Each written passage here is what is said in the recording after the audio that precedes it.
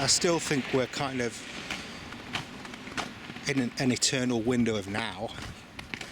A window of now that just carries on through moment to moment, that is kind of malleable at that quantum level, like a quantum canvas. And it's basically what's been written by who knows who in these so-called sacred books. That's basically the game plan of them, not kind of a future based on what we would all like to see, which is more freedom, I guess, using that word, freedom, or to feel more free and to not feel like we're in some kind of debt slavery in a pay-as-you-go society.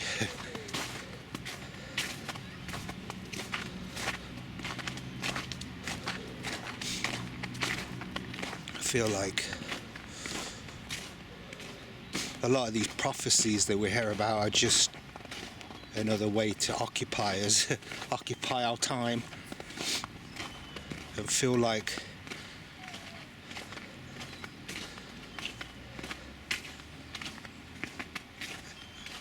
if we approach life in a certain way, then it'll all be remedied. Ideally, I would personally like to just activate my rainbow light body, like you hear about in the Buddhist religion, maybe other writings too. But I can't for the life of me think how you would do that without having the means to escape into complete solitude, like in a cave somewhere on the top of a mountain where you can meditate 24 hours a day. I'll be that like little Buddha kid that I heard about ages ago, where he's just like sat under a tree, innit? And he hasn't moved for like several years or whatever.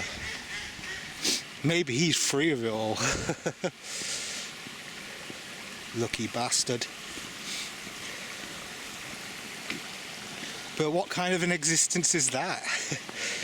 I mean, he might be having the time of his life internally. But I can't help think that we're here to kind of experience the five senses to a certain extent without too much indulgence, which is hard to find a balance with.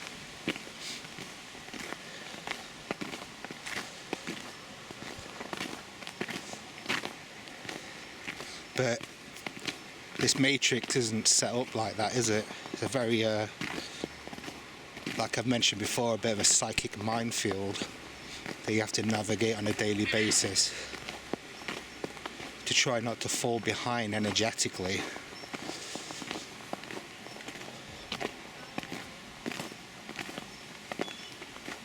Which kind of obstructs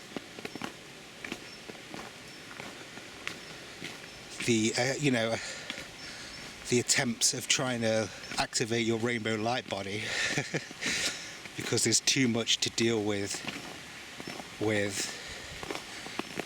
narcissistic people,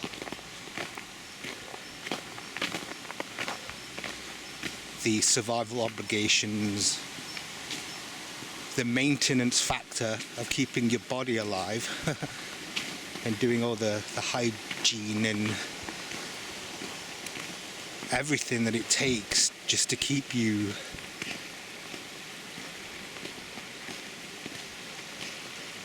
operating in as smoothest a fashion as you can.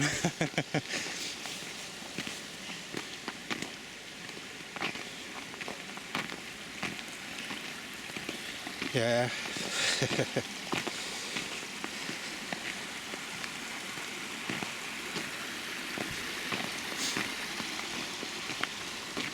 This is why, like, one of the only conclusions I can come to is just finding the enjoyment in the small things in life, while still trying to maintain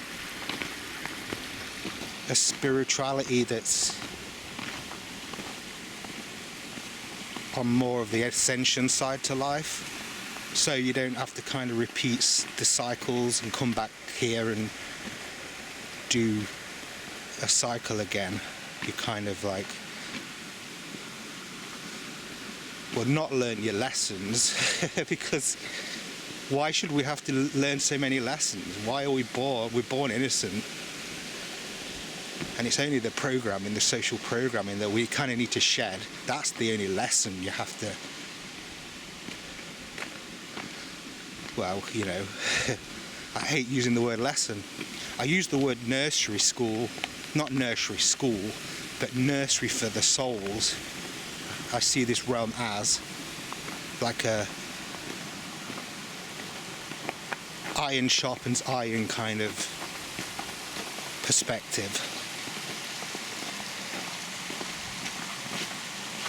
But I meant nursery as in plants, you know, plant nurseries, where you're nurturing a plant to make sure it can grow properly, and giving it the right nutrients and the right sunlight and all the different components it takes to grow a plant.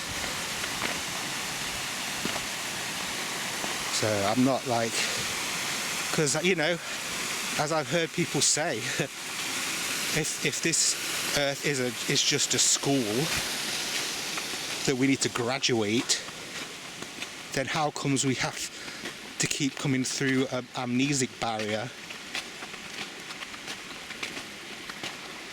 every lifetime? If you know, if you believe in the past life thing, where we're not learning anything at all. We forget every time we are reincarnate here. We have no memory of being here before. Some people say that they do.